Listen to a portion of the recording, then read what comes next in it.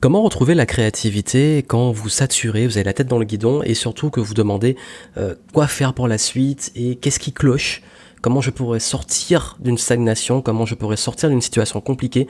Comment je pourrais identifier justement les problèmes à résoudre et surtout les solutions à ces problèmes?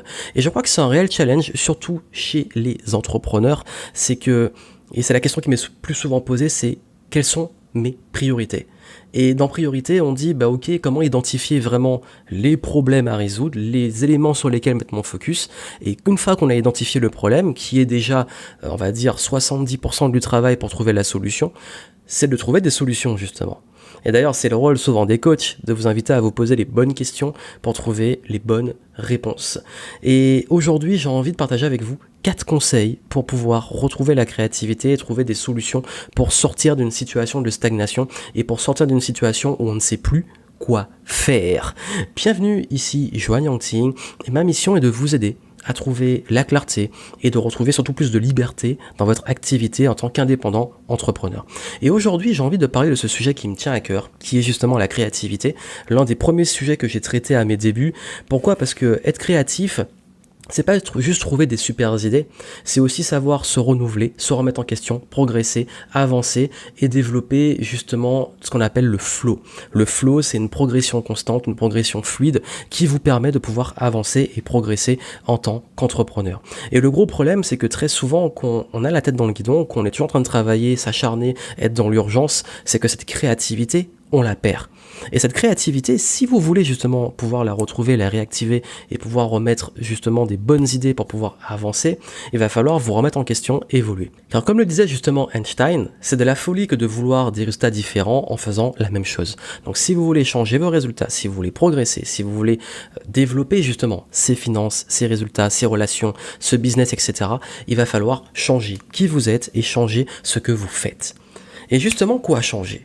Quand on ne sait pas quoi changer, on fait appel à ce qu'on appelle la créativité. Cette créativité, c'est notre faculté, en tant que personne, à trouver des idées, les exécuter, et pouvoir justement, derrière ces idées, avoir de réelles transformations. Et c'est d'ailleurs pour ça que j'ai développé la méthode Créat, parce que la créativité, c'est pas juste trouver uniquement les idées, savoir aussi les trier, les exécuter à tout ce qu'il y a derrière. Et justement, quand on fait du tri et quand on doit exécuter, il faut que ces idées soient un minimum potables et vous aident à progresser. Parce qu'on vous est sûr que vous avez plein d'idées comme moi, plein peut-être d'éléments, de pistes, de projets, mais comment savoir où on va mettre le focus ? Pour cela, voici mes 4 conseils quand on est en manque de créativité et qu'on ne sait plus quoi faire. La première chose, c'est justement d'enfin faire une pause. Je vous en ai parlé il n'y a pas longtemps, l'importance de prendre des pauses dans ces rythmes, de pouvoir dans les rythmes de performance, dans les rythmes qu'on a d'action, d'urgence, de deadline, etc., s'accorder des pauses. Parce que si votre cerveau est tout le temps à agiter, si vous avez toujours de la charge mentale, si vous avez toujours le cerveau qui est plein, vous n'allez jamais pouvoir concrètement libérer de l'espace pour pouvoir traiter des informations et trouver des solutions. Je prends souvent l'exemple de l'ordinateur qui a sa mémoire qui est limitée, et si cette mémoire est surexploitée, que vous lancez plein d'applications qui consomment énormément en même temps, vous allez vous retrouver justement avec l'ordinateur qui ralentit. Votre cerveau, c'est pareil. Si vous voulez avoir de la fraîcheur, des idées et faire le tri et pouvoir justement exécuter, il faut faire de la place. Et pour faire de la place, il faut vider cette mémoire, donc poser sur papier les choses, prendre l'habitude de sortir de votre tête vos tâches, votre productivité, tout ce que vous devez faire. Ça, j'en parlerai dans un autre contenu. D'ailleurs, c'est pas encore fait. Abonnez-vous à la chaîne YouTube et suivez aussi le podcast dans lequel je partage pas mal de conseils pour vous aider à progresser. Et justement, je reviendrai dans les prochains contenus, mais là, le conseil express, c'est sortez les choses sur papier et accordez-vous des pauses. Par exemple, moi, il m'arrive de temps en temps d'aller faire une pause pendant 2-3 jours. Je me prends un hôtel près de la mer ou dans la montagne et je passe juste du temps à faire ce que je vais vous dire juste après. Ou alors, je pars faire du sport, même dans la journée, je m'accorde une pause, une sieste ou autre. Les pauses, les breaks, ces moments pour vous doivent être inclus dans vos routines quotidiennes. Un moment dans la journée, ça peut être le matin, le soir ou les deux, et surtout hebdomadaire. Il doit y avoir au moins, et je recommande, une journée dans la semaine que vous devez consacrer à ne rien faire. Quand je dis ne rien faire, c'est pas forcément ne rien faire du tout, c'est ne pas travailler, ne rien faire en rapport avec votre travail. Ça, c'est vraiment important. Ensuite, deuxième chose, quand on a un manque d'inspiration, il est important d'aller aussi, justement, s'inspirer. S'inspirer comment ? D'aller consommer des contenus à forte valeur ajoutée, des contenus longs, des contenus denses, pas des contenus fast-food comme sur Instagram, sur YouTube, etc.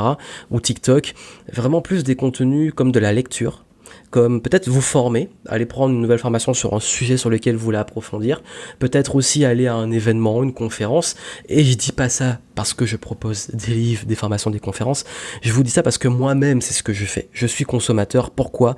Parce que quand je suis en manque de créativité, c'est que je suis en manque de quoi ? D'inspiration.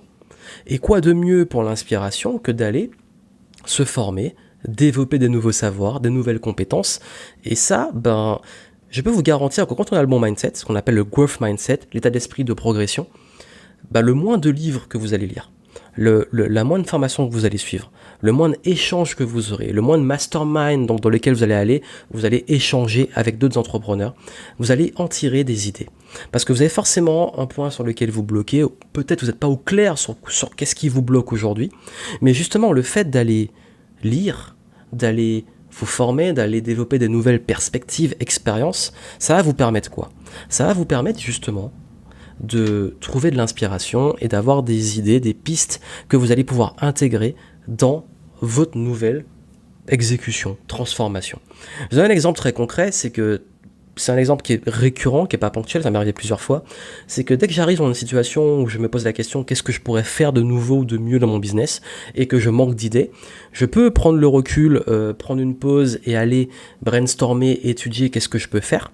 Mais ce que je peux faire aussi, et c'est ce que je fais très souvent, c'est que je vais prendre un nouveau livre, je vais me former, prendre une formation, peu importe, ça dépend des moments et de ce dont j'ai besoin, et en le consommant, je vais me rendre compte qu'il y a des choses que je pourrais exécuter et tester de nouveau. Et c'est souvent dans ces situations-là où je stagne, où je me pose des questions, je vais aller rechercher de nouvelles inspirations et je vais passer à un nouveau cap, exécuter de nouvelles choses ou les assembler avec ce que j'ai déjà ou mon expérience. Et c'est là qu'on va trouver des éléments qui peuvent nous permettre de progresser. Donc si à un moment vous ne savez pas quoi faire, peut-être qu'il est intéressant d'aller vous former sur qu'est-ce qui serait intéressant de faire. Et n'ayez pas l'état d'esprit de chercher absolument toutes les réponses. C'est très important parce que vous pouvez être déçu et vous dire ce livre-là va me débloquer ou cette formation va me débloquer. C'est pas le bon état d'esprit, c'est un processus. Ça veut dire que ce livre va m'apporter de nouvelles choses. Cette formation va m'apporter de nouvelles choses. Et même si c'est pas nouveau, avec l'expérience, la perspective et autres, ça va vous donner, renforcer ce que vous savez déjà, vous rassurer sur ce que vous savez et vous apporter peut-être un angle différent sur ce que vous savez. Et surtout, comme je le dis souvent, savoir c'est bien, faire c'est mieux, maîtriser c'est excellent. Donc si vous voulez justement progresser, allez prendre de nouvelles inspirations et surtout mettez en pratique ces nouvelles inspirations. Ensuite, bien entendu, troisième élément qui aide, c'est d'aller explorer des domaines qui ne sont pas votre domaine. Par exemple, très souvent quand on est bloqué dans une situation, on a tendance à regarder tout ce que font les autres dans la même industrie. Quand on est entrepreneur, à voir ce que font les autres entrepreneurs. Mais pourquoi ne pas aller voir d'autres domaines ? Le sport, la musique, chez les artistes, peu importe. Aller explorer d'autres lieux. Un exemple très simple, c'est que très souvent, l'endroit où je trouve les pires idées du monde, c'est chez mes concurrents. Je suis honnête avec vous. L'endroit où je trouve mes meilleures idées, c'est les domaines qui n'ont rien à faire avec le mien. Je vais aller voir, par exemple, beaucoup m'inspirer de success stories d'artistes, de sportifs, de personnes, de personnalités à succès en fait, et voir dans leur situation qu'est-ce qu'ils ont fait et comment moi je peux prendre des choses. Parce que trop souvent, quand on reste dans le même moule, on fait la même chose et on applique la folie selon Einstein. C'est que même si soit on l'a pas forcément tout fait, on fait la même chose que les autres. Et donc du coup, on reste dans son moule, on reste dans sa boîte, et c'est pas ce qu'on appelle la créativité. Parce que dans la créativité, il y a un concept qu'on appelle think outside the box, donc penser hors de la boîte, et pour ça, il faut sortir de la boîte.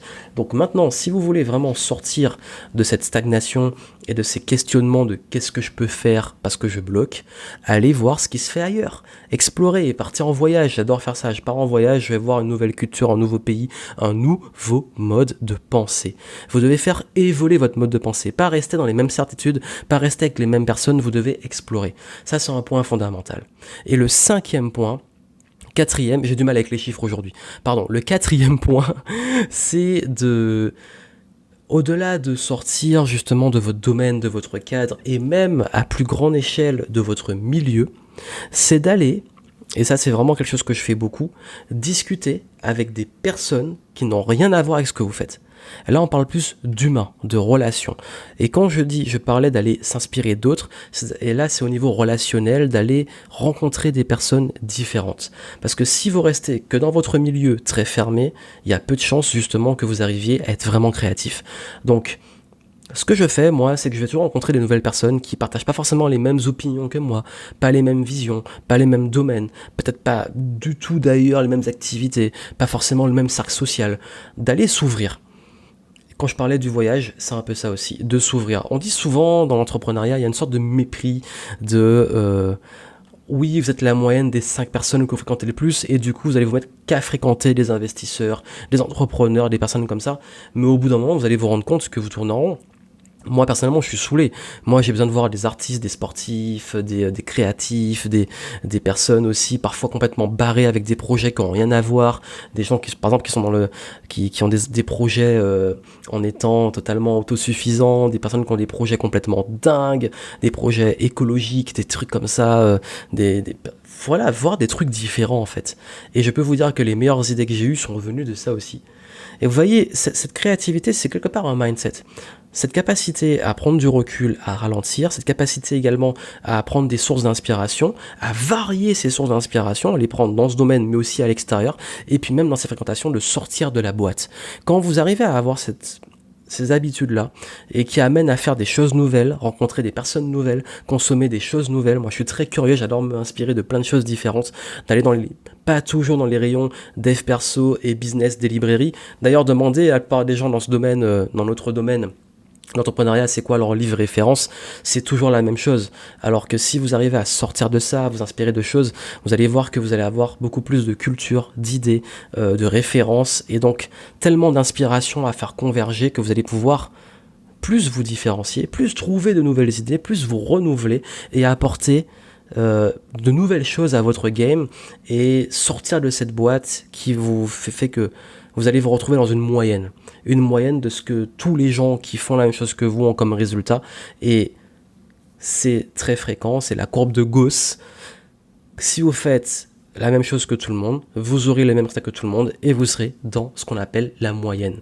Et si vous voulez être dans l'excellence, les top performers, vous devez penser différemment et vous devez vous inspirer différemment et vous devez fonctionner différemment. Donc quand quelque chose commence à s'harmoniser, c'est le meilleur moment pour sortir de ça et aller vous inspirer ailleurs. Et c'est la philosophie que j'ai, c'est la philosophie Game Entrepreneur, et c'est ce que pour moi vous devriez appliquer si aujourd'hui vous voulez élever votre niveau d'excellence, votre game, et passer au niveau supérieur. J'espère que ces conseils vous auront aidé. Si c'est pas encore fait et que vous voulez plus de conseils pour continuer à progresser, abonnez-vous à la chaîne YouTube, suivez également le podcast pour des conseils exclusifs, et puis suivez-moi aussi sur les différents réseaux sociaux. Vous avez les infos en descriptif si vous voulez plus de conseils pour continuer à progresser. Et dites-moi vous, justement, qu'est-ce qui vous aide à être plus créatif, à stimuler votre créativité en commentaire. Je serais ravi d'avoir vos éléments, et si ça a pu vous apporter quelque chose, dites-moi vous quelle est la ressource, la nouvelle ressource, le nouveau domaine duquel vous allez vous inspirer. Plein de succès à vous, et moi je vous dis à très bientôt.